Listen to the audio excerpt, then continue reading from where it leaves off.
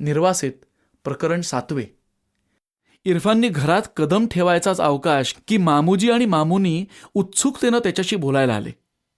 त्याच्या आनंदी चेहऱ्याकडे पाहूनच काम फत्ते झाल्याचं त्यांना कळलं होतं. हसतच मामूजींनी विचारलं, हा हा हा, तुम्ही एक काम मिला ना. इरफाननी मग ते आलिशान हॉटेल, तिथला माहोल, आमिरच्या आब्बा आम्मींची खानदानी आदब, बेरानं मांडलेला खाना आणि त्याची उडालेली भंबेरी, सर्व गोष्टी अगदी अभिनयासकट रंगवून सांगितल्या.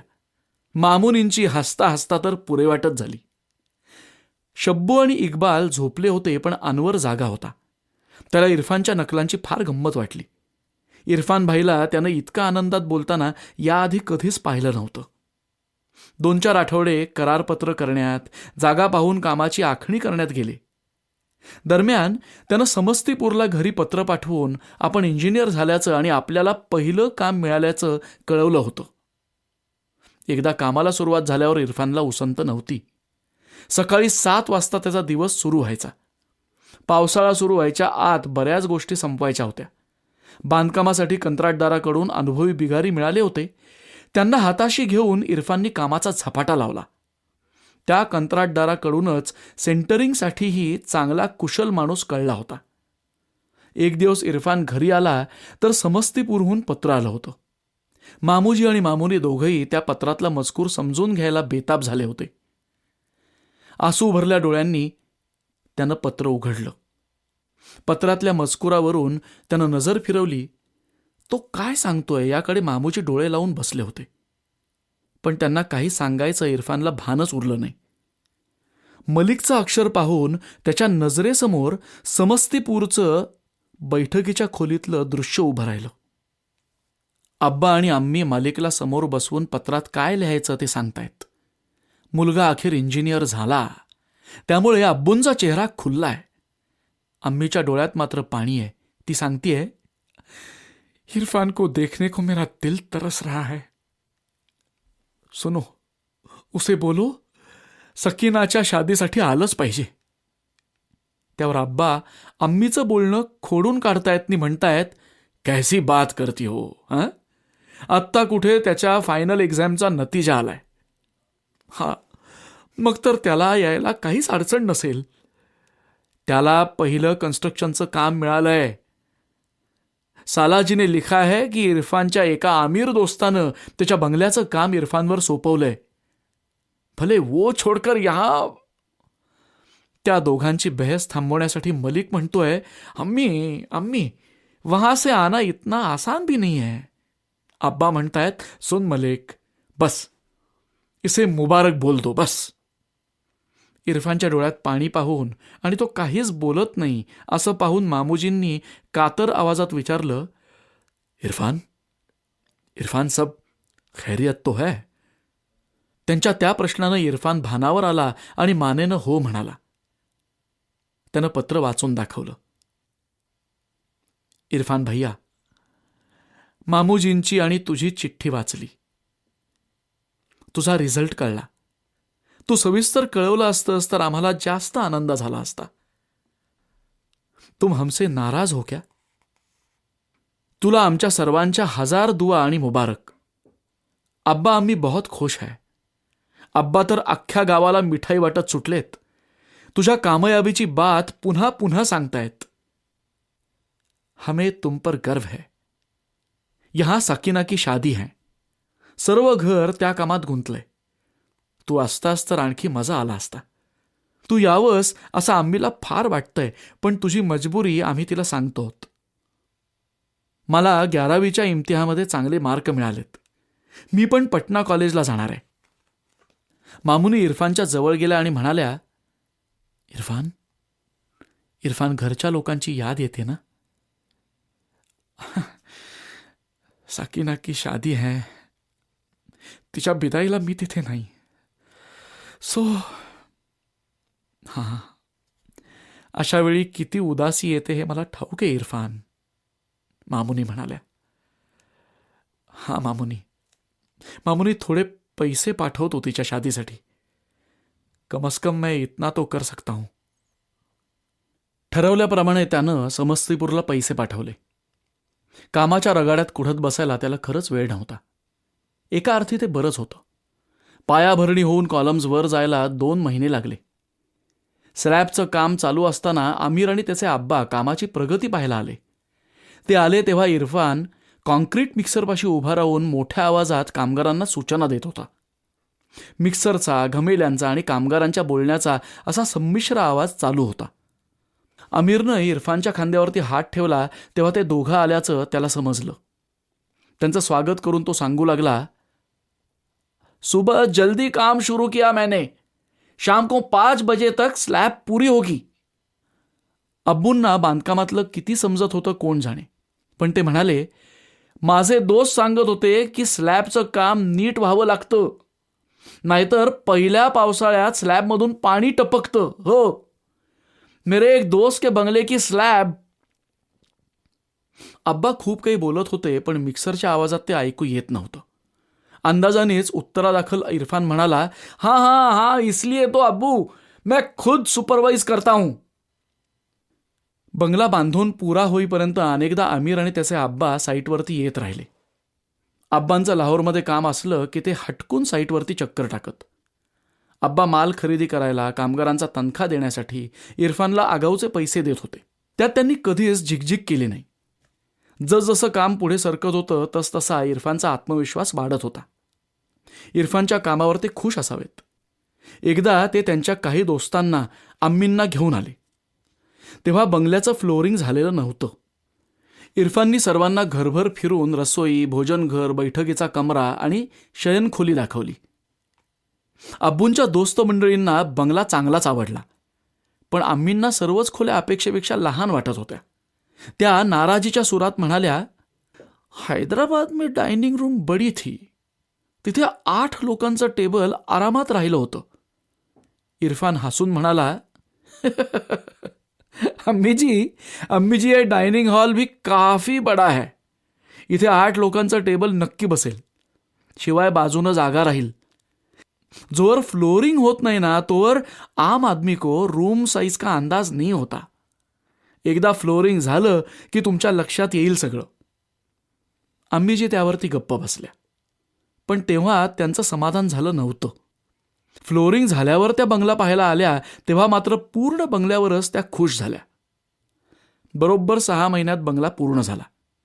बंगल्यात राहायला जाण्यापूर्वी शानदार जंगी पार्टी झाली. आमिरनी त्यांच्या प्रोफेसरांना, कॉलेजमधल्या दोस्तांना आणि इरफानच्या घरच्या लोकांना आमंत्रण दिलं होतं. मामूजी आणि त्यांचे कुटुंबीय बिचकतच आत शिरले.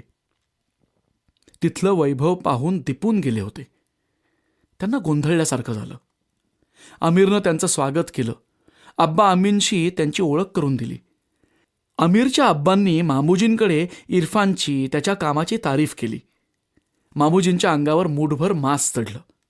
त्याच्या आम्मीनंही बोलून दाखवलं, इतक्या छोट्या उम्रमध्ये असं काम करणं आसान नाही. हम बहुत खुश है. बादशाची तारीफ करण्याची एवढीच छान संधी मामूजी थोडीच सोडणार होते. बरंच कौतुक करून झाल्यावर समारोप करताना ते म्हणाले, वो बड़ा होनहार है, हमें उस पर बड़ा नाज है. मामूजींशी 4 शब्द बोलून झाल्यावर आमिरनं त्यांची खातिरदारी करायची जिम्मेदारी इरफानवरती सोपवली आणि ते तिघं इतर आमंत्रितांशी बोलायला गेले.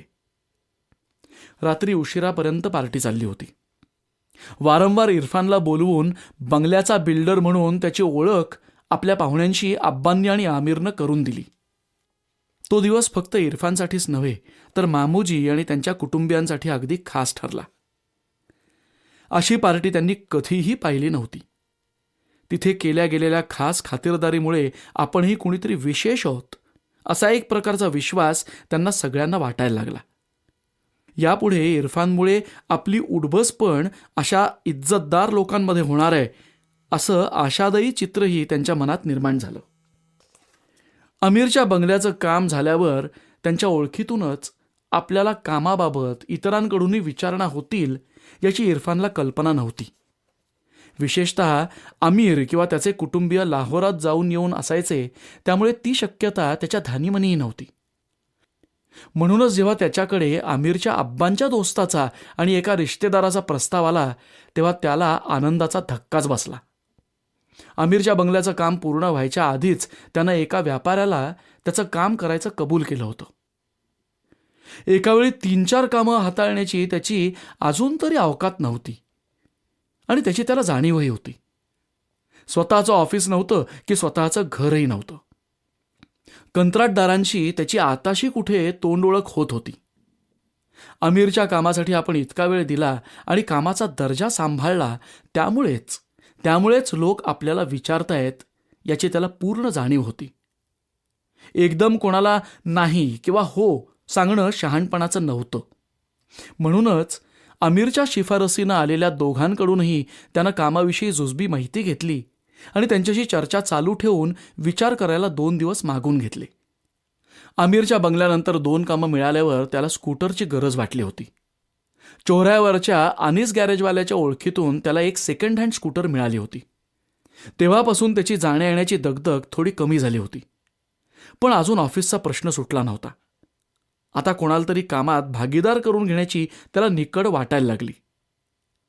कामाचं लोड वाढणार आहे म्हटल्यावर इरफानच्या मनात पहिलं मुकेशचं आणि दुसरं निसारचं नाव आलं. त्यानं निसारला मुकेशकडेच बोलावून घेतलं. मुकेश कुठेतरी लक्ष्मी चौरायाजवळ राहतो एवढंच इरफानला माहीत होतं. हवेलीप्रमाणे मोठ्या दिसणाऱ्या एका घरात पिछाडीच्या बाजूला आउटहाऊसमध्ये मुकेश राहत होता. इरफानने आपली स्कूटर एका झाडाच्या सावलीला लावली आणि तो मुकेशच्या घरात शिरला. मुकेश आणि निसार इरफानची वाटच पाहत होते. उशीर झाल्याबद्दल इरफानने दिलगिरी व्यक्त केली. इरफानची नजर घराच्या बांधकामावरून सराईतपणे फिरली. भिंतींचं प्लॅस्टरिंग उत्तम होतं. खिडक्यांचा आकार, ग्रिल यामध्ये एकदम शान होती.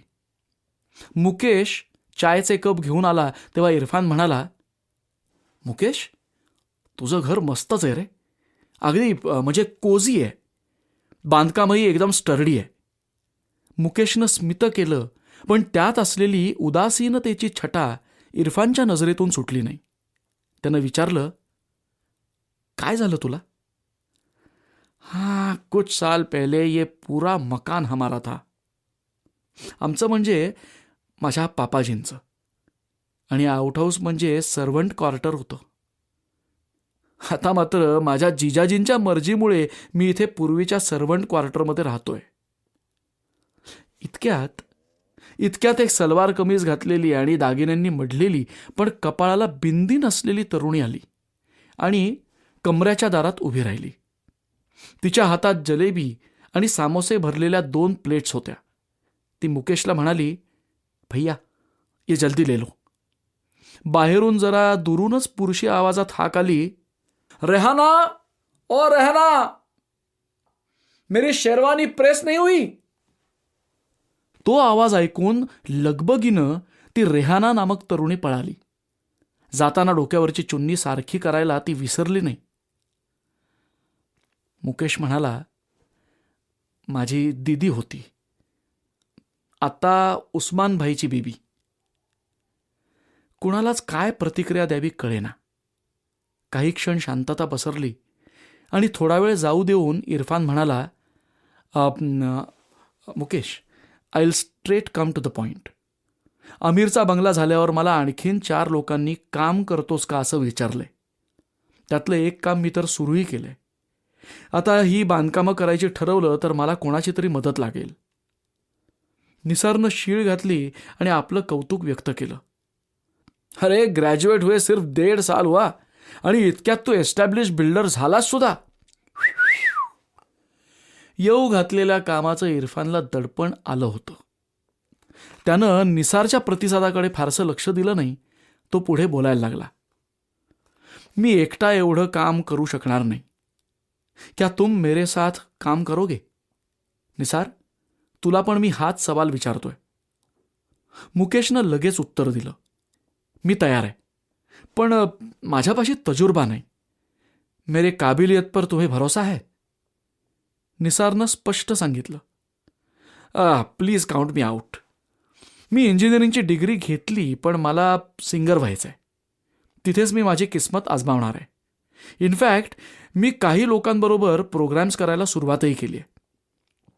अरे प्रोग्रॅम्स केले तरी पण तू आमच्याकडे 5 कलाक सहज नोकरी करू शकशील. कम से कम हर महीने कुछ पैसा कमा पाओगे. इरफाननं त्याला सुचवलं. मुकेश म्हणाला, यार इरफान सही सांगतोय निसार, तेवढीच तुला तसल्ली राहील. निसारनं भिंतीवरच्या घड्याळात पाहिलं आणि खुर्चीवरून उठत म्हणाला, हां तुम्ही सांगताय ते खरं आहे, पण मी घाईनं नाही जवाब देऊ शकत. आणि आत्ता मी जरा खूप गडबडीत आहे. 2 दिवसांनी भेटतो तेव्हा काय ते सांगेन. निसारला सोडायला मुकेश बाहेरच्या दारापर्यंत गेला. तो परत आला तर इरफाननी पेपरात डोकं खुपसलं होतं.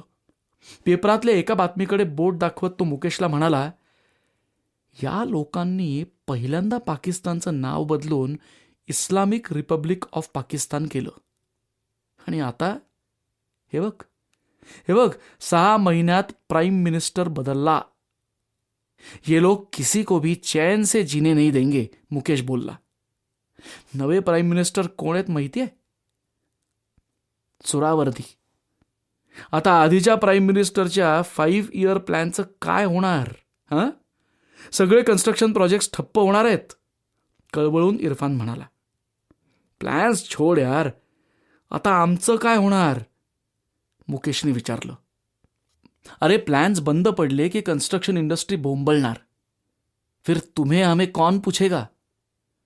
मुकेशचं इरफानच्या या प्रश्नाकडे लक्षच नव्हतं. तो वेगळ्याच विचारात असल्यासारखा बोलला. सुरावर्दी म्हणजे तोच ज्याने हिंदुस्थानात हिंदू लोकांची कत्तल केली आणि खुलेआम शहरात फिरत होता. मुकेश, अरे त्या गोष्टी जुन्या झाल्या, आता त्या विसर. आता इथे असं काही होणार नाही. नाही इरफान, इथे कधीही काहीही बदलणार नाहीये. माझ्या दीदीला आत्ता पाहिलंस ना? हां, तुला ऐतराज नसेल तर. ऐतराज कसला? मी कितीतरी वर्ष आतल्या आत तडफडतोय. तू स्वतः मुस्लिम आहेस, तुला माझी तडफड कशी समजणार? इरफान म्हणाला, मुकेश, अगर लोग किसी से बेरहमी से पेश आते हैं तो परेशानी तो होगी ना, तो हिंदू असो की मुस्लिम असो. मुकेशनं मग त्याची कर्मकहाणी सांगितली. बटवारा झाल्यानंतर त्याचं पूर्ण कुटुंब मारलं गेलं होतं. एका रात्री याच घरावर समाजकंटक चालून आले होते. हातात मशाली, शस्त्र आणि काठ्या-लाठ्या घेऊन ते आले होते. मुकेशचे आईवडील, 2 बहिणी, त्यांचे नवरे आणि दोघींची मिळून 4 मुलं, सर्वजण घरात होते तेव्हा. मुलं झोपली होती आणि मोठ्यांची जेवणं चालली होती.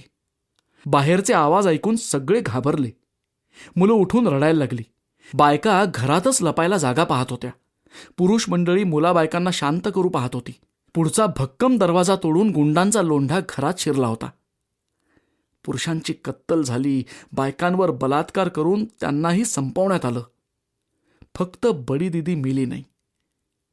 ती जबर जखमी झाल्यानं बेशुद्ध झाली होती. गुंडांना ते अजिबात माहीत नव्हतं. सुलतान नावाच्या त्यांच्यातल्याच एकानं घरातली शोधाशोध संपल्यावर दिदीला जिवंत असलेलं पाहिलं. त्यानं तिला बरोबर नेऊन तिची देखभाल केली. घराच्या पेपर्सवर तिची सही घेऊन शेवटी तिच्याशीच निकाह केला. आता सर्व मालमत्ता सुलतानच्या मालकीची आहे. आजोळी गेलेला आणि दंगलींमुळे तिथेच अडकून पडलेला मुकेश 1 महिन्यानं घरी आला तर दिदी आणि सुलतान त्यांच्याच घरात मिया बीबी बनून राहत होते. हे सर्व सांगताना कितीतरी वेळा त्याला बोलता येत नव्हतं. चेहरा विदीर्ण झाला होता. इरफाननी मुकेशच्या पाठीवरती हात ठेवला आणि मृदूपणे विचारलं, मुकेश, आता तुझे सुलतान आणि रेहानाशी संबंध कसे आहेत? इज ही ओके नाव? इरफान, सुलतानला प्रॉपर्टीची लालच होती ती त्याला मिळाली. भ्रष्ट झालेल्या दिदीला आमचे कोणी रिश्तेदार पत्करायला राजी नव्हते. उसकी पूरी जिंदगी बर्बाद हो गई थी. तिला घरगृहस्थी मिळाली. थोडा वेळ कोणीच काही बोललं नाही. मुकेशला सावरायला सवड देऊन इरफान म्हणाला, मुकेश, झालं गेलं विसरणं खूप मुश्किल आहे, हे मलाही कळतंय. पण तरी आता भविष्याकडे पहा आणि मागचं सगळं विसर. उद्यापासून साईटवरती यायला लाग. कल से हम मिलकर नई कहानी लिखेंगे. इरफान जायला उठला आणि दारापाशी थांबून त्यानं मुकेशच्या पाठीवर थोपटल्यासारखं केलं. त्याच्याकडे पाहून मुकेश हसला. दुसऱ्या दिवशी सकाळी 8 वाजता मुकेश साईटवरती हजर झाला तेव्हा त्याला इरफानची स्कूटर दिसली. ओव्हरसिअर बरोबर त्या दिवसाच्या कामाची तपशीलवार आखणी तो करत होता. मातीत फतकल मारून बसलेल्या मजूर लोकांचा नाश्ता चालू होता. पहिल्याच दिवशी आपल्याला यायला उशीर झाला असं वाटून मुकेश जरा शर्मिंदा झाला. इरफानचं आणि ओव्हरसिअरचं बोलणं होईपर्यंत तो शेजारीच घुटमळत होता. इरफाननी ओव्हरसिअरची आणि मुकेशची ओळख करून दिली. आता मुकेश इथल्या साईटचं बरंचसं काम पाहणार असल्याचं त्यानं ओव्हरसिअरला आणि मजुरांनाही सांगितलं. मुकेशच्या मनावर त्याचं दडपण आलं. ओव्हरसिअर ऐकण्याच्या टप्प्याबाहेर गेल्यावर त्यानं विचारलं, इरफान इरफान ऐक ना. अरे मला तुझ्यासारखा या कामाचा अनुभव नाही. सगळ्या कामाचा मला आवाका येईपर्यंत तू माझ्याबरोबर असशील ना? अरे हो रे, मी रोज सकाळी इथे येईन आणि दिवसभराची कामं सांगून जात जाईन. ओके? अरे एका आठवड्यात तू पण रुळशील. अरे मी शिकस्त करीन माझ्या परीनं. वाळू, विटा, सिमेंट, स्टील वगैरे गोष्टींच्या सप्लायर्सची माझी पहचान करून दे. मग त्या दिवसासाठी आखलेल्या सर्व कामांची यादी इरफानने मुकेश पुढे मांडली. माल कसा चेक करायचा, कोणाला किती माल येऊन पडल्यावर नकद पैसे द्यायचे, कोणाला तंगवायचं, हे सर्व त्यानं सांगितलं. इरफान शेवटी म्हणाला, आता मी उरलेल्या प्रोजेक्ट्सबद्दल क्लायंटशी बोलणी करतो. ओके? करू ना? इरफानच्या अंदाजाप्रमाणे मुकेश 8 दिवसात रोळायला लागला. मुळात त्याच्या रक्तातच स्वतंत्र व्यवसाय करण्याचे गुण होते. स्वतःला सिद्ध करायची आस होती आणि त्याचबरोबर कामाची शिस्तही होती. सुरुवातीला त्याच्याकडे दुर्लक्ष करणारे आणि गुरमीत वागणारे मजूर त्याचं ऐकायला लागले. आपल्या डोक्यावर याला आणून बसवले अशा गलतफहमीत असलेला ओव्हरसिअर सुरुवातीला मुकेशशी थोडा ताठ्यानं वागत होता. इरफानला त्याचा आखडूपणा लक्षात आला आणि या दोघा पार्टनर्सच्या बरोबर त्याला या साईट्सही सांभाळायला लागणार आहेत हे इरफाननं त्याला सांगितलं. हे ऐकल्यानंतर मात्र ओव्हरसिअरच्या वागण्यात आपोआप फरक पडला. महिन्यांमागून महिने गेले. इरफानला आणि मुकेशला एकत्र काम करायला लागून आता 2 वर्ष होत आली. कामाचा व्याप वाढवत जाताना आपल्याला स्वतंत्र ऑफिस हवं हे त्या दोघांच्याही लक्षात आलं. आता नवं सोयीचं घर आणि ऑफिस गरजेचं वाटायला लागलं. अनायासेच त्याला गावातल्या राहत्या वस्तीत एक छोटेखानी ब्लॉक मिळाला. तिथेच राहून बाहेरच्या वरांडात ऑफिस थाटावं असं त्यानं ठरवलं.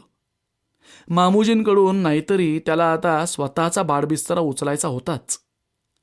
दिवसभराची वणवण, वेळी अवेळी घरी जाणं, लोकांचं त्याच्याकडे येणं दिवसेंदिवस वाढत होतं. एका संध्याकाळी इरफाननी मामूजी आणि मामुनींना नवी जागा दाखवायला नेलं. मध्यमवर्गीय वस्तीतली सुशिक्षित लोकांच्या शेजारी असलेली ती जागा दोघांनाही आवडली. इरफाननी तिथे ऑफिस काढायला त्या दोघांची ना नव्हती.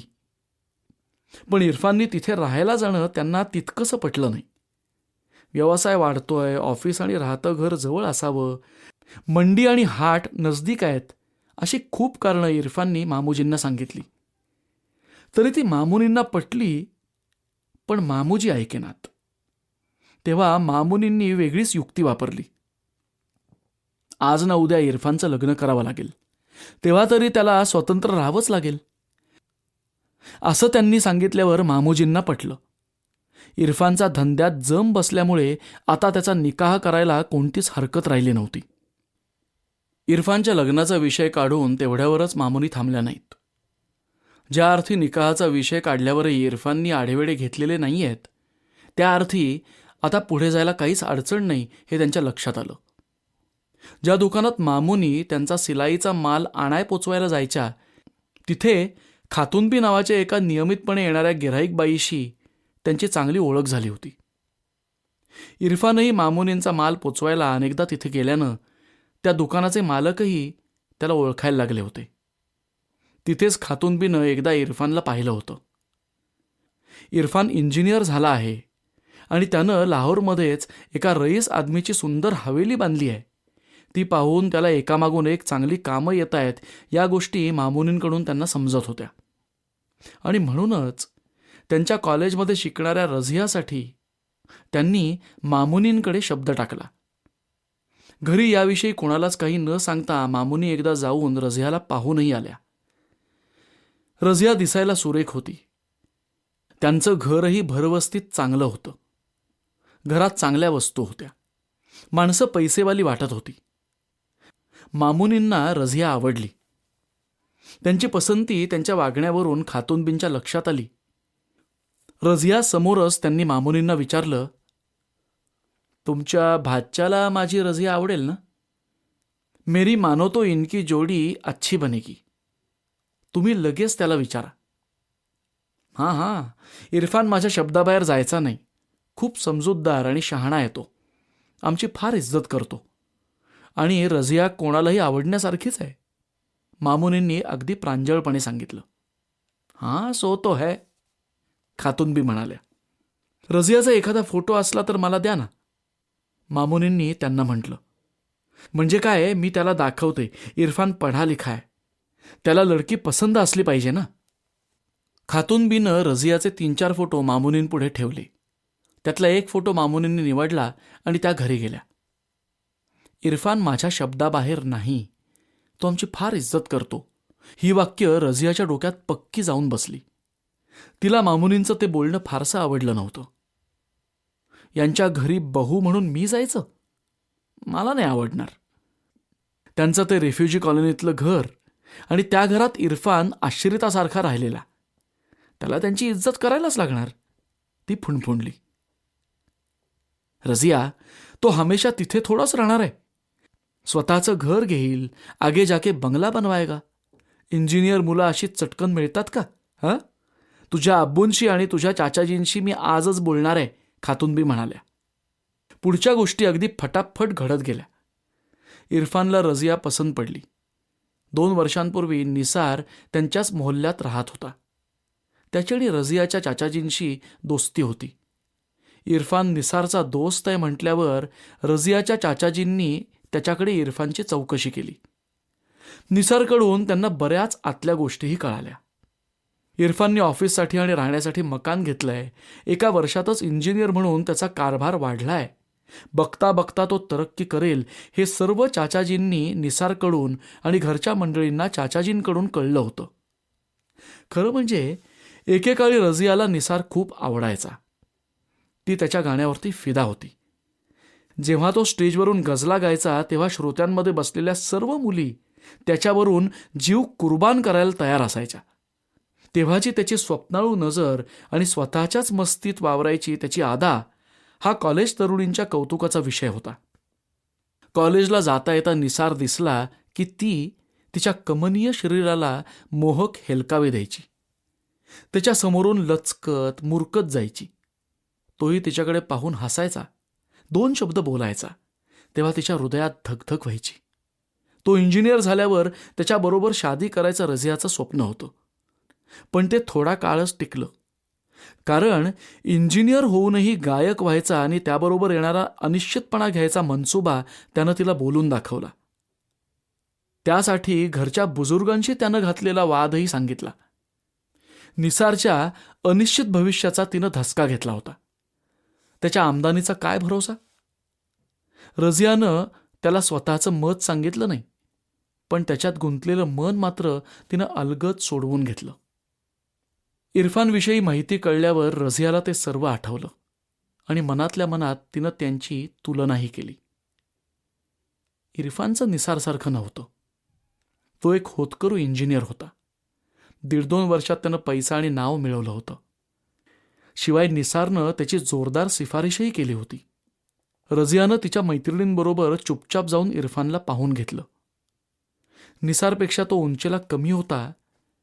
दोघंही सावळे असले तरी इरफानपेक्षा निसार नाकेला होता. पण इरफानबरोबरचं आयुष्य जास्त आरामाचं झालं असतं. हा रझियाचा सरळ सरळ हिशोब होता. शिवाय इरफानच्या वागण्यात असलेली रईस लोकांची आदब आणि आत्मविश्वास रझियाला आवडला.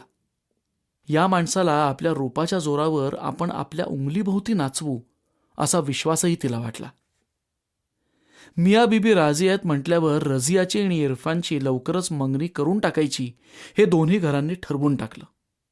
लग्न होण्याआधीच इरफाननी नव्या जागेत राहायला जावं हे मामूजींना मंजूर नव्हतं. पण इरफान आणि मामुनींना तेच ठीक होईल असं वाटत होतं. सर्वांना जागेची अडचण होईल ही सबब इरफाननी सांगितली आणि मामुनींनी नव्यानं शादी झालेल्या जोडप्याच्या प्रायव्हसीची गोष्ट छेडली. तेव्हा कुठे मामूजी इरफानला जाऊ द्यायला तयार झाले. इरफान जाण्यापूर्वी मामुनींनी जरी इरफानची बाजू घेतली होती तरी प्रत्यक्षात घर सोडायची वेळ आली तेव्हा मात्र मामुनींच्या डोळ्यात पाणी आलं. त्याचं थोडंफार सामान छोट्याशा खटाऱ्यात भरून त्यानं नव्या जागेत धाडलं आणि तो मामूजींचा निरोप घ्यायला दारात थांबला. निघताना त्यानं एक छोटं रेडिओचं खोकं मामुनींच्या हाती ठेवलं. घरात पहिला रेडिओ आला याचा कोणाच्याच चेहऱ्यावरचा आनंद लपत नव्हता. पण तरीही मामूजी आणि मामुनींनी आडेवेडे घेतले. मामुनी म्हणाल्या, बच्चे तो बच्चे होते हैं, कुछ भी मांगते रहते हैं, लगेच त्यांना घेऊन द्यायचं का? एकदा रात्रीचा खाना घेताना अनवरनी रेडिओ खरीदण्याची जिद केली होती आणि मामूजी त्याला रागावले होते ते इरफानला आठवलं. अनवरनी रेडिओ मागितला म्हणून नाही काय मी तुमच्यासाठी रेडिओ घेतला, मी माझ्यासाठी रेडिओ घेतला म्हणून एक तुमच्यासाठीही घेतला. सिलाई कढाई करताना आता तुम्हाला गाणी ऐकता येतील. मामूजींना अखबार वाचायलाही सवड होत नाही. वो ताजी खबर सुन पाएंगे. रेडिओ ही मामूली चीज आहे, तुमची खुशी महत्वाची आहे, इरफान त्या दोघांनाही म्हणाला. घरातले सगळेजण त्याला सोडायला बाहेर आले होते. मोठ्या माणसांचं बोलणं चाललं होतं. तेव्हा अनवर इक्बाल इरफानच्या स्कूटरवरती आळीपाळीनं उभं राहत होते. शब्बू मामूजींच्या हाताला धरून गोल गोल फेऱ्या मारत होती. काही वेळ मामूजींनी ते सहन केलं, पण नंतर एकदम तिला ये क्या बदतमीजी आहे, ये सब बंद करो म्हणत खसदिशी धरून थांबवलं. शब्बूचं तोंड उतरलं. अनवर आणि इक्बालही चटकन स्कूटरवरून उतरले आणि मामुनीजवळ येऊन थांबले. नंतर इरफानकडे पाहत मामूजी गहिवरून म्हणाले, इरफान, इरफान, तू छान नवं मकान घेतलंस याचा आम्हाला आनंद आहे, लेकिन तुम्हें किराया देना पडेगा. हाँ, सो तो है, पण कधीतरी हा खर्च होणारच ना मामूजी. हाँ, मगर बेटा इरफान, इथून गेलास तरी इकडे येत राहा. हा मामूजी, मी दर दिवसाआड येत राहणार आहे. मामुनींच्या हातच्या जेवणाची चव माझ्या जिभेवरती आहे, त्याची याद येणार आहे मला. त्याला चिडवायला मामुनी म्हणाल्या, जोवर घरी बीबी येत नाही तोवर येईल माझी याद. नंतर म्हणशील कौन मामुनी, तेव्हा सांगेन. मामूजींनी पाचव्यांदा आता इरफानला विचारलं, सगळं सामान घेतलंस ना इरफान, नीट तपासून? हाँ जी. मामुनींनी घर अगदी नीट लावून दिलंय मामूजी. कितनी सारी नई चीजें खरीदी है. ही तर सुरुवात आहे बाबा. तुझी मंगनी झाली ना की बेगमला आणखी चेव येईल खरेदी करायला. मामुनीकडे हसून पाहत मामूजी म्हणाले. सर्वांचा प्रेमळ निरोप घेऊन इरफान नव्या घरी गेला. तेव्हा मामूजींकडचा मुक्काम आनंदानं आणि कोणताही वाईटपणा न येता पार पडल्याचं त्याला समाधान होतं. त्या छोट्याशा रसोईमध्ये छोटा किचन कट्टा आणि एक लाकडी शेल्फ ठेवलं होतं. मामुनींनी रसोईसाठी काही भांडी, कप, प्लेट्स, पेले असं सगळं खरेदी केलं होतं. पिण्याच्या पाण्यासाठी चकचकीत कळशी ठेवली होती. एक स्टोव्ह सुद्धा घेतला होता. ऑफिससाठीच्या जागेत एक मेज, 4 घडीच्या खुर्च्या आणि एक टीपॉय होतं. बैठकीच्या खोलीत दिवाण आणि अलमारी होती. एका कोपऱ्यात फळी ठोकून रेडिओसाठी जागा केली होती. काही बॉक्सेस अजूनही उघडले नव्हते. मनापासून मामुनींनी या सगळ्या गोष्टी केल्या होत्या. एवढ्या सर्व चीजा एकाच वेळी खरेदी करायची आणि घर मनाप्रमाणे सजवायची संधी त्यांना याआधी कधीही मिळाली नव्हती. खरेदी करतानाचा त्यांचा उत्साह आणि आनंद पाहून इरफानला खूप मजा वाटली होती आणि गलबलूनही आलं होतं. लवकरच इरफान त्याच्या नव्या ऑफिसला, घराला आणि धकाधकीच्या आयुष्याला सरावला. मुकेशचं आणि त्याचं अगदी छान सूत जुळलं होतं. इरफानला मुकेशवर काही जिम्मेदाऱ्या निश्चिंतपणे सोपवता येत होत्या. मुकेशच्या चेहऱ्यावरचा उदास भाव आता कमी व्हायला लागला होता. वागण्या बोलण्यात आणि हालचालीत सराईत सफाई येत होती. मुळातच व्यापारी रक्त असल्यानं हाताखालच्या माणसांना आणि सप्लायर्सना कसं हाताळायचं त्याचं कसं मुकेशपाशी होतं. एक दिवस सगळी कामं आणि बाहेरचं जेवण उरकून इरफान घरी आला. रेडिओ ऐकत पडावा असा विचार त्याच्या मनात आला. एवढ्यात बाहेरची बेल वाजली. इतक्या रात्री कोण बरं आला असावं असा विचार करत इरफानने दार उघडलं तर दारात आमिर उभा होता. अरे, कराचीहून तू आलास केव्हा? इतनी रात गए कैसे आना हुआ?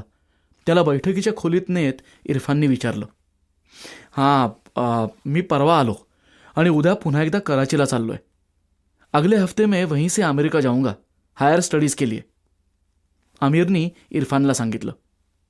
अरे, म्हणजे आमिर, तू माझ्या निकाहाला नसणार असा अचानक कसा प्लॅन ठरला? अचानक नाही यार, पण मी कोणाशीही बोललो नव्हतो. आम्ही हिंदुस्थानातून इकडे आलो त्याच्या आधीपासून माझ्या आब्बांनी हे ठरवलं होतं. सिर्फ कुछ दिन घर का कारोबार मैं देखूंगा तो ठीक रहेगा ऐसा उनका ख्याल था. अब्बा म्हणाले की कराचीचा आणि देशाचा माहोल सध्या ठीक नाही, म्हणून अमेरिकेला लवकर गेलेलं बरं. देश का माहोल मतलब? नाही, मला इरफान नक्की माहीत नाही. काहीतरी राजकीय हालचाली चालू असावेत असं मला वाटतं. माझं विमान पुढच्या गुरुवारी कराचीहून सुटणार आहे. अरे अमीर, अगोदर बोलला असतास तर कुछ पार्टी केली असती ना. नाही यार इरफान, खूप बिझी होतो मी, नाही जमलं कोणाला सांगायला. तुला अलविदा करायला आलोय बघ. पुन्हा परत केव्हा येईन पता नाही. एवढं बोलून आमिरनं खिशातून रिस्वॉचची एक छानशी बॉक्स काढली आणि इरफानच्या हातात ठेवली. इरफान पार गोंधळून गेला, पण त्यानं ते सुबक घड्याळ निरखून पाहिलं आणि आमिरचे आभार मानले. अरे घड्याळ छानच आहे, मला खूप आवडलं. पण मी तुला आता यावेळेला काय देऊ? हां, अरे तू मला काही मौकाच दिला नाही आहेस आता इतक्या रात्री. म्हणजे इरफान, लगेच परतफेड कशाला करायची? हां, तुझी दोस्ती माझ्यासाठी काफी आहे. छोट्या छोट्या वस्तूंनी आपली दोस्ती यारी तोलू नकोस. अरे आमिर, असल में तुझे माझ्यावरती खूप खूप एहसान आहेत. दाटल्या गळ्यानं इरफान म्हणाला. त्याला आणखी खूप काही बोलायचं होतं, पण इरफानचं आभाराचं भाषण आमिरनं थांबवलं आणि त्याला मिठी मारली. इरफान रसोईत गेला, तिथून मिठाई आणली आणि आमिरचं तोंड गोड केलं. हिंदुस्थानातून येताना त्याच्या आम्मीनं दिलेला तावीज इरफानने गळ्यातून काढला आणि आमिरला दिला. आमिर, हे बघ, इसके अलावा माझ्याकडे इतकं किमती दुसरं काहीच नाही. ये गुडलक लाता है. अरे इरफान, अरे तू मला फार मौल्यवान चीज दिली आहेस, याची मला कदर आहे. आमिर भरल्या गळ्यानं म्हणाला. आमिर जसा आला तसा चटकन गेला. आपल्या जिंदगीचा एक छोटासा तुकडा गळून गेल्याचा इरफानला भास झाला. हळूहळू व्यवसायातल्या सर्व खुब्या मुकेशच्या लक्षात यायला लागल्या होत्या. पत्थरवाला, ईटवाला, रेतवाला यांचा माल कसा पारखायचा, त्यांना पैसे कसे आणि केव्हा द्यायचे हे तो सगळं शिकला होता. आराखड्याप्रमाणे जमिनीवर आखणी करणं, पाया खोदताना पाणी लागलं तर कसं काढायचं, सेंटरिंग आणि परांच्या लावून घेणं, स्लॅब घालताना घ्यायची काळजी, या सगळ्या बाबींची त्यानं माहिती करून घेतली होती. स्वतंत्रपणे कोणतीही बाब हाताळणे इतपत मुकेश आता तयार झाला होता. त्या प्रमाणात इरफानचा चालू कामांचा बोजा हलका होत गेला. नवी कामं येत राहिली आणि इरफान बेधडक ती स्वीकारू लागला. आता त्यांच्या हाताखाली 3 ओव्हरसियर्स, 4-5 सप्लायर्स आणि मजुरांचा मोठा ताफा असायचा. ज्यांचं बांधकाम आपण करतोय ते मालक लोक साईटवरती आले आणि काही विचारू लागले तर त्यांच्या शंकांचं निरसन करायला सुरुवातीला मुकेशला अवघड जायचं, पण सवयीनं तेही काम तो करू लागला. इरफानच्या विवाहाचा दिवस जवळ येत गेला तेव्हा इरफानला याचं विशेष महत्त्व वाटलं. बरीच मोकळीक मिळाली. तरीही लग्नाच्या आदल्या आठवड्यापर्यंत इरफान साईटवरती एखादी चक्कर टाकत असे. शादीच्या आदल्याच दिवशी इरफानची स्कूटर साईटवरती आलेली पाहून मुकेशला आश्चर्यच वाटलं, कारण निदान 4 दिवस तरी इरफाननी साईटवरती अजिबात फिरकू नये असं त्यांचं दोघांचं ठरलं होतं. इरफानच्या स्कूटरपाशी जात तो इरफानला म्हणाला, अरे यार तू आज पण कामावरती आलायस? हे रझिया बाबीला समजलं ना तर ती मला रागवेल. उद्या तुझा निकाह आहे इरफान, आणि आज तू इथे कशाला आलायस? अरे यार तशीच गोष्ट झाली आहे. हलक्या आवाजात इरफान कुजबुजला. नाही नाही, 4 दिवस चुप नहीं बैठ सकते तुम. हां, असं काय आसमान तुटून पडलंय? नाही यार, सुन मुकेश, एक बुरी खबर आहे. बुरी खबर म्हणजे काय? काय झालं तरी काय? घरी सगळं ठीक आहे ना? म्हणजे कल का प्रोग्राम तो. नाही नाही, घरात सगळं ठीक आहे, पण अरे पुऱ्या देशात मार्शल लॉ पुकारला गेलाय. जनरल आयुब खानला लॉ ॲडमिनिस्ट्रेटर बनवलंय. हां, इरफान, म्हणजे आपल्याला काही विशेष खतरा आहे का त्यात? जे आम आदमीचं होईल तेच तर आपलं पण होईल. अरे मुकेश, देशावर काय संकट येतील ते मला माहीत नाही, पण माझा निकाह ढंग से होणार नाही हे मात्र नक्की. शाळेत कर्फ्यू लागेल. शादीची अजून खूप कामं बाकी आहेत रे मला ना. त्याचं वाक्य तोडत मुकेश म्हणाला, हे बघ इरफान तू घरी जा, मी आलोच. तू, मैं और निसार मिलकर सब निपटा लेंगे. हो हो हो, हे बघ मुकेश, निसारला तूच पुढे घालून घेऊन ये. लगता है बारात धूमधाम से नहीं निकलेगी. इरफानचा अंदाज बरोबर निघाला. शहरात कर्फ्यू लागला. कितीतरी सरकारी ऑफिसरांची धरपकड झाली. रेफ्युजी सेटलमेंटच्या एका ऑफिसरला पोलीस येऊन घेऊन गेले तेव्हा ती बातमी संपूर्ण मोहल्ल्यात पसरली. शादीच्या दिवशी सकाळी मामुनी, मुलं, शेजारणी नटून थटून तयार झाल्या होत्या. घराबाहेर दारात 2 बसेस उभ्या होत्या. त्यांच्या घरी लग्नाची लगबग चालू होती, पण त्यावर कर्फ्यूचं सावट पसरलं होतं. मामुनी आणि त्यांच्या मैत्रिणी झिरमिरीत कपड्यानं झाकलेल्या मिठाईच्या शगुनाच्या टोकऱ्या गाडीत चढवण्यासाठी बाहेर आणत होत्या. शादीसाठी खास जामानिमा केलेला इरफान बेचैनपणे येरझारा घालत होता. त्यानं अंगात घातलेल्या ब्रोकेडच्या कुर्त्यामुळे तो नवरा मुलगा आहे हे अगदी दुरूनही समजत होतं. ठेवणीतले कपडे आणि फर कॅप घातलेल्या मामुनींना एका बाजूला बोलवलं. मामुनी इरफानकडे पाहत चुकचुकल्या आणि म्हणाल्या, हा मार्शल लॉ नेमका आजच कशाला लागायला हवा होता? हां, देखा आपने इरफान कैसे मुंह लटका के खडा है. बेगम जरा चुप भी करो. तो मायूस नाही, परेशान झालाय. केव्हा काय होईल सांगता येत नाही. सरकारने सर्व अखबारांवरती बंदी आणली आहे. हां, पड़ोसवाले भाईसाहब म्हणत होते की सब अफसर भी अंदर किए हैं. हां बीबी, अशा या माहोलमध्ये आपल्याला आपला आनंद मोकळेपणानं दाखवताही येणार नाहीये. रस्तों में गाना, नाचना, ढोल पिटना हे काहीच करता येणार नाही. मामुजींचं आणि मामुनींचं बोलणं चालू असतानाच इरफाननी जाहीर केलं, सर्व औरत लोग पहले बस में जाएंगे. हां, कोणीही तोंडातून आवाज काढायचा नाही. आज बारात में गाना वाना नहीं चलेगा. एकदम खामोश राहायचं. मुकाट्यानं सर्व बायका मुलं पहिल्या गाडीत आणि आदमी लोक मागच्या बसमध्ये चढले. निकाह रझियाच्या घरी होणार होता. तिच्या घरापर्यंतचं अंतर जेमतेम 15 मिनिटांचं होतं. मध्यमवर्गीय वस्तीत एका साध्याशा पण चांगल्या इमारतीत त्यांचं बिऱ्हाड होतं. अंगणात एक शामियाना घातला होता. रंगीबिरंगी कपड्यांनी तो सजवला होता. शामियानातून मंद आवाजात कसलीशी धून ऐकू येत होती. बसेस दारात थांबल्याबरोबर शामियानातून लगबगीनं रझियाचे आब्बा आणि चाचाजी इरफानची आणि बारातींची आवभगत करायला पुढे आले. दोघांनीही छान सिल्कचे आचकन सुरवार घातले होते. डोळ्यात सुरमा आणि डोक्यावर खास मुस्लिम पद्धतीच्या टोप्या होत्या. अगत्यानं सर्वांना अभिवादन करून त्यांनी शामियानात नेलं. आता जाता जाता रझियाचे आब्बा मामुजींना दिलगिरीच्या सुरात म्हणाले, कर्फ्यूमुळे हम आपकी खातिरदारी ढंग से नहीं कर पा रहे. हाँ नहीं, आप दिल छोटा मत कीजिए. आता या गोष्टी आपल्या हातात थोड्याच असतात, मामूजी म्हणाले. निसारला दोन्ही बाजूंचे लोक ओळखत असल्यानं तो मोकळेपणानं म्हणाला, ये साला कर्फ्यू विना आज ही लग्ना था, वरना दोस्ताच्या शादीत आम्ही बाराती किती नाचलो असतो. शामियानात नेऊन तिथल्या कोच खुर्च्यांवर एका बाजूला आदमी लोकांना बसवलं गेलं. शामियान्यात एका तलम कापडाचा लेसवाला पडदा होता. त्या पडद्या पलीकडे घरच्या आवरत लोकांनी मामुनी आणि त्यांच्याबरोबरच्या बायकांना बसवलं. शामियान्यात आतल्या बाजूनं खूपच छान सजावट केली होती. सुंदर गुबगुबीत गालीचे अंथरले होते. कनातीवर फुलांच्या माळा सोडल्या होत्या.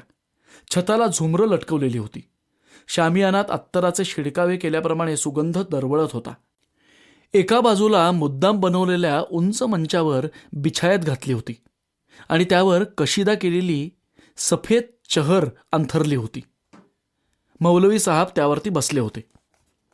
थंडगार शरबताचे पेले भरलेली तपकं घेऊन रझियाच्या मैत्रिणी आणि आतेमामे बहिणी आल्या. त्यांनी हसतमुखानं सर्वांना शरबत देऊ केलं. मामुनींनी आणि त्यांच्या सहेल्यांनी आपल्या बरोबर आणलेली मिठाई रझियाच्या घरातल्या बायका माणसांकडे दिली.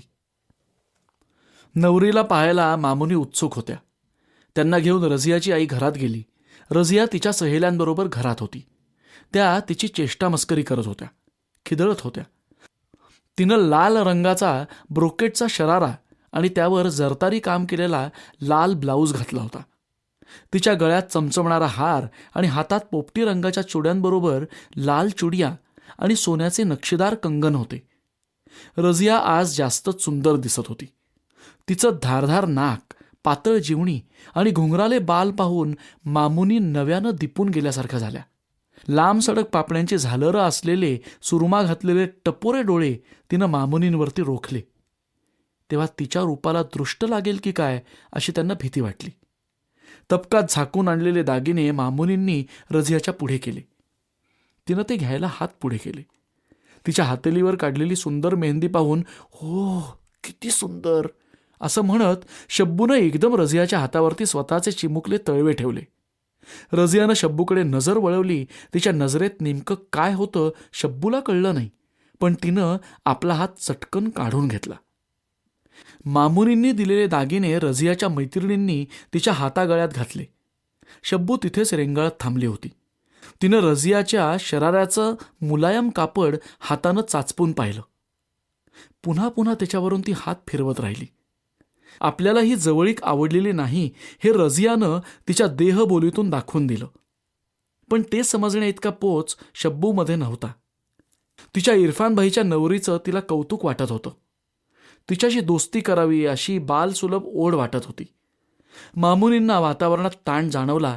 त्यांनी शब्बूला मागे ओढलं आणि रझियाला सांगितलं, आमचा इरफान फार रसिक आहे. त्याला सगळ्या गोष्टीत दिलचस्पी असते. त्यानं स्वतः निवडलाय हा हार तुझ्यासाठी. तुला आवडला ना? मामुनींचं ते बोलणं ऐकून रझिया लाजरं हसली. तिच्या मैत्रिणींनी तिच्या त्या लाजण्याला चांगलीच दाद दिली. आपल्या नवऱ्याने आपल्यासाठी एखादी किमती चीज पसंत करावी याचा रझियाला आनंद झाला. आपल्या रूपावर तो लट्टू झालाय याचा जिता जागता पुरावा हाती आल्यासारखं तिला वाटलं. पण मामुनींच्या बोलण्यातला आमचा इरफान हा शब्दप्रयोग तिला मात्र रुचला नाही. तिच्या मनात आलं, शादीपूर्वी यांच्या घरी इरफान राहिला असेल थोडे दिवस, पण म्हणून लगेच त्याच्यावर इतका हक्क सांगायची काय गरज आहे? दुल्हनला बाहेर बोलावलं तेव्हा रझिया आणि तिच्या सख्या उठल्या. शब्बू रझियाच्या मागे मागे तिचा दुपट्टा धरून निघाली. रझियानं हळूच आपला दुपट्टा शब्बूच्या हातातून सोडवून घेतला. मामुनींनी शब्बूला आपल्याकडे ओढून घेतलं. मामुनींच्या शेजारणींच्या नजरेतून रझियाचं ते वागणं सुटलं नाही. त्यांच्यात एकमेकींच्यात जी अर्थपूर्ण नेत्रपल्लवी झाली ती मामुनींना समजली. रझियामुळे कदाचित आता इरफान आपल्यापासून दूर जाईल, त्याचं आपल्याविषयी असलेलं प्रेम कमी होईल असं त्यांच्या मनात आलं. मन त्यामुळे जरा थोडं खट्टू झालं. पुढे येऊ घातलेल्या दुराव्याची ही चाहूल आहे असंही त्यांच्या मनात येऊन गेलं. लग्नाचे विधी सुरू झाले आणि हे विचार आपोआप मागे पडले. आता कुढायला, गैरसमजामध्ये अडकायला मामुनींना सवड नव्हती. मौलवींनी प्रथम निकाहनामा वाचला. नंतर दुल्हा दुल्हनला दुवा मागण्यासाठी काही गोष्टी म्हणाव्या लागल्या. शामियानात हजर असलेल्या बुजुर्गांना काही दुवा मागायला सांगितले. नंतर दुल्हा दुल्हनला आणि दोघा साक्षीदारांना निकाहनाम्यावरती सह्या करायला सांगितल्या. मौलवींनी दुल्हा दुल्हनला दुवा दिल्यानंतर खाना दिला गेला. खाण्याचा बंदोबस्त छानच होता. लाहोरचा मशहूर बावरची बोलावून त्याच्याकडून मिठाया आणि मोगलाई मसालेदार खाना बनवला गेला होता. खाना लागेपर्यंत कोणीतरी निसारला फिल्मी गाणी म्हणायचा आग्रह केला. निसारनं आढेवेढे न घेता गायला सुरुवात केली. एकदा साथ संगतीची सवय झाल्यानंतर साथ संगतीशिवाय कोणी इतकं छान गाऊ शकतं याचं सर्वांना आश्चर्यच वाटलं. मग लोकांच्या फरमाईशी सुरू झाल्या. कार्यक्रम रंगत गेला. रझिया सकट सर्वजण फरमाईशी करत होते. पण आता मामूजी आणि इरफान यांना घरी पोचवण्याची घाई झाली होती. कर्फ्यू सुरू व्हायच्या अगोदर सर्वांची जेवणं उरकून घरी पोचणं आवश्यक होतं. मेजवानी संपल्यावर इरफान, मुकेश आणि मामूजी एकमेकात त्याविषयी कुजबुजू लागले. मग इरफाननी रझियाच्या अब्बूंकडे विषय काढला. तो म्हणाला, 6 वाजायच्या आत आम्हाला घरी गेलं पाहिजे, नाहीतर त्यानंतर बाहेर पडणं अशक्य होईल. रझियाच्या अब्बूंना आणि चाचाजींना ते पटलं. ते म्हणाले, हां, बराबर आहे, बात सही आहे. मी रझियाच्या आईला रुखसतची तयारी करायला सांगतो, नाहीतर ही बायका मंडळी पाठवणीलाच खूप वेळ लावतात. रझियाला निरोप द्यायला घरच्या बायका दारापर्यंत आल्या. रझिया तिच्या आम्मीच्या आणि एका सहेलीच्या गळ्यात पडून मुसमुसायला लागली. निरोप समारंभ आटोपता घ्यायला हवा होता.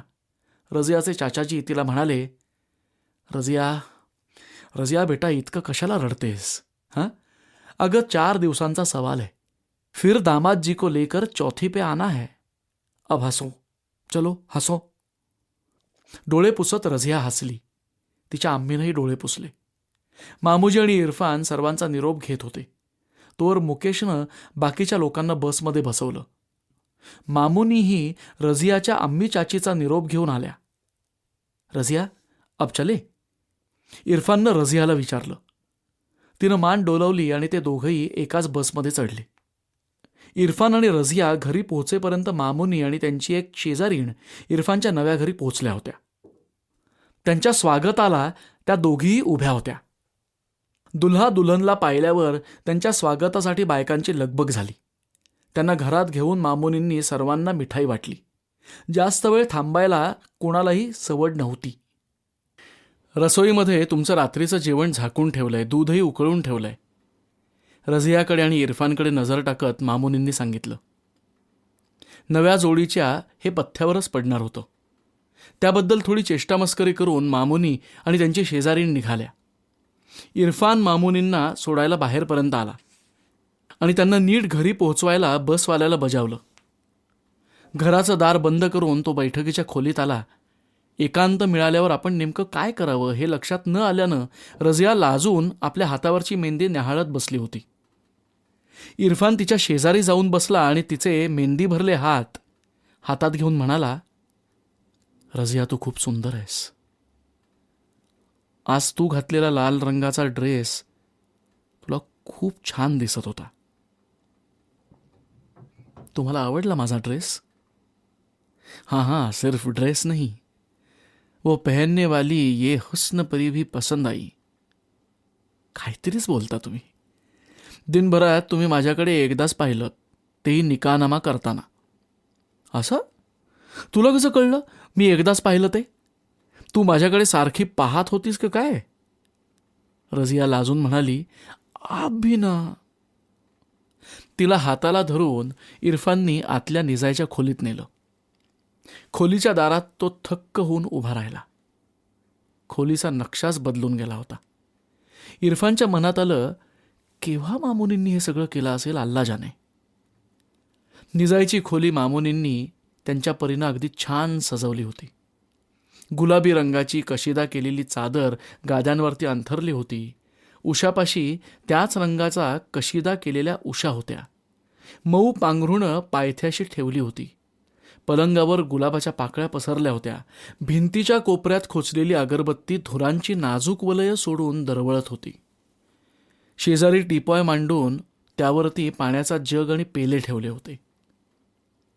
जगच्या मागे ठेवलेल्या फुलदाणीत रजनीगंधाचे मोठाले तुरे आणि गडद हिरव्या रंगाच्या पानांची सजावट केली होती. खोलीच्या खिडकीला आणि दाराला निळसर रंगांचे फुलाफुलांचे पडदे लावले होते. इरफानला ते सर्व पाहून मामुनींचं कौतुक वाटलं. त्यांनी इरफानच्या सुहागरातीची तयारी करावी अशी इरफानची मुळीच अपेक्षा नव्हती. इरफान रझियाला म्हणाला, बघ ना किती प्रेमानं मामुनींनी सगळ्या गोष्टी केल्यात. आता प्रणयाची भाषा बोलायची सोडून मध्येच हा मामुनींचा विषय काय बोलतोय असं मनात येऊन रझिया जरा वैतागली. तो कशाविषयी बोलतोय हेही रझियाच्या नीटचं लक्षात आलं नाही. अब हमारे बीच में ये मामुनी कहाँ से आ टपकी? कपाळावरती आठी घालत रझियानं विचारलं. या खोलीची सजावट त्यांनी केली आहे रझिया, नाहीतर माझ्या कुवाऱ्याच्या कमऱ्यात कुठली आली आहे सजावट? आपलं घर त्यांनी लावून दिलं ते एक ठीक आहे, पण बेडरूमही? रझियाचा चेहरा पाहून इरफान गप्प झाला. नेमकं तिचं काय बिनसलंय हे त्याला कळेना आणि आत्ता त्याला ते समजून घ्यायचंही नव्हतं. स्वतःचा आणि रझियाचा मूड बिघडवायचा नव्हता. काही क्षण दोघांमध्ये विचित्र शांतता पसरली. एरवी सिनेमात पाहिलेल्या सुहागरातमध्ये जसं सगळं धुंदीलं स्वप्नाळू वातावरण असतं तसं प्रत्यक्षात काहीच नसतं असं इरफानच्या मनात आलं. 2 अनोळखी माणसं फक्त शादी झाली म्हणून लगेच इतकी एकमेकांच्या जवळ येतात, तेही न लाजता. पण हे विचार मनात स्थिरावण्याआधीच रझियानं आपली चुन्नी काढून बाजूला ठेवली आणि चुन्नीची घडी करून ठेवली. इरफान तिच्या कमनीय देहाच्या हालचालींकडे नवलाने पाहत राहिला. त्याची घायाळ नजर पाहून रझिया खुश झाली. तिच्या ओठावर खट्याळ स्मित उमटलं. त्या स्मितानं इरफान पुरता वेडावला. रूपाच्या जोरावर आपल्या मियाला नक्की आपण ताब्यात ठेवू शकू असा विश्वास त्या क्षणी रझियाच्या मनात निर्माण झाला. इरफानने रझियाला जवळ ओढलं. अननुभवी अवघडल्या रीतीनं चाललेला त्यांचा प्रणय खोलीच्या भिंतींनी आणि फुलदाणीतल्या फुलांनी पाहिला. त्या अननुभवी धसमुसळ्या प्रणयातही आगळीच गोडी आणि नाविन्याची उत्सुकता होती. श्रोते हो, डॉक्टर अनघा केसकर लिखित निर्वासित या कादंबरीचा हा भाग इथेच संपला. पुढचा भाग ऐकण्यासाठी उद्या भेटूयात. तोपर्यंत नमस्कार श्रोते हो.